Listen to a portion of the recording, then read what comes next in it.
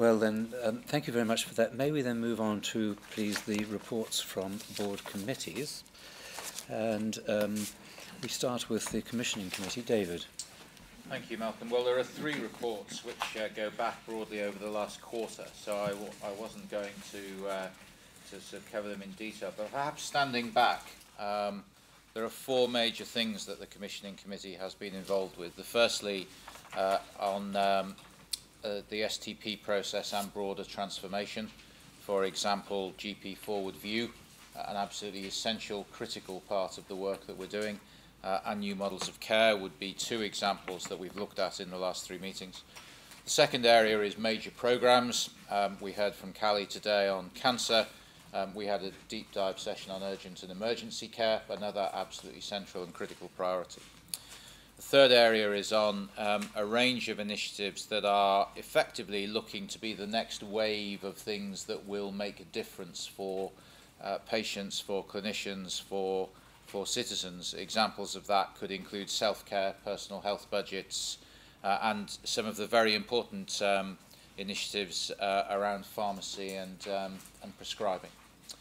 And then the fourth area is assurance, which as always is dominated by the money, but it's not just the money, it's also assurance of performance, and that's both in NHS England's own activities as well as in the assurance over the commissioning system. So broadly, Malcolm, those are the four key areas that the committee has spent its time on.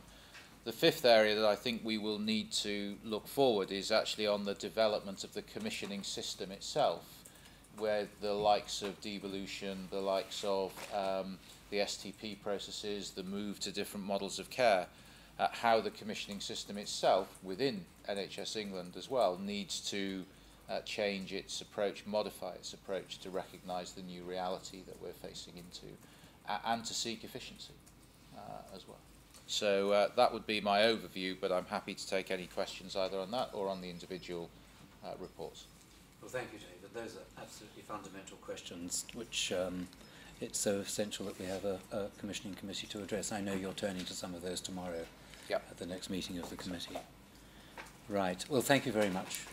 May we then turn, please, to Investment Committee. Moira, I know you have a request for us to ratify a decision. Yes, thank you, Malcolm. Obviously, it's our normal update, but we also seek ratification by the board of a number of changes in relation to IT to enable better collaboration across the system and to improve effectiveness. It's obviously critical that we make that work well. And in the spirit of collaboration we've heard a lot about today, I'd seek the board's ratification for those recommendations. Is the board content to ratify that decision? Thank you very much. Noel, may we turn please to specialised services? Thank you, Malcolm. I won't really comment on the items that are in the report, but I will summarise and compliment Jonathan Fielden, who's our National Director for Specialised Commissioning. Over 15 months ago, we put in place the building blocks to reform specialised commissioning. You'll know that we inherited huge variation across the country in the way 140 specialised services are delivered. The committee reviewed that progress of the reform plan last time, and we found it to be in good shape. And many of the actions which are now in place are covered in the written submission to the board. I'll make just one comment on one paragraph in that written submission, which concerns PrEP. So after the Court of Appeal decision, the Specialised Commissioning Committee met in extraordinary session on the 29th of November. The committee endorsed the management plan under advice from PHE to go ahead and commission PrEP through the conduct of a clinical trial. Clinical trial will seek to provide us with, as yet, gaps in evidence around usage and best implementation methods for the full-scale launch of PrEP. And this clinical trial will take place over the next 3 years and will involve something in the region of 10,000 participants over the next 3 years. That seemed to us a very satisfactory way forward, and it also allows us to commission 10 further specialised treatments as a result of the CPAC process, and 3 that were not agreed. So on balance, we proceed with 10 new treatments in addition to PrEP. The full summary of that's available in the paper, but that I wanted to bring the board's attention to that particular resolution. Thank you very much, Noel. Any questions, comments?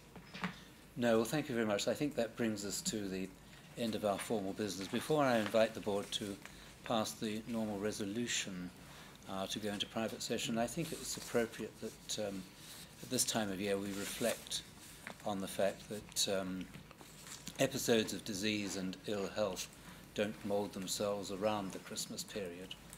They can affect the population at any time. And that whilst many of us and the population more generally will be taking time off, there are a lot of people in the NHS who will be providing services right through that period. And I hope the board would join with me in just expressing our thanks to them for being prepared to work over that period. It's some disruption often to family life in order to provide those services, and actually to broaden that and to take this opportunity to commend and thank all of the NHS staff who have over the past year provided under increasingly challenging conditions a service of which we can be proud. So, did we add social care? And social care. Of course, thank you very much. So on that note, may I invite you to pass the usual resolution. I declare the meeting closed and thank everybody for their attendance.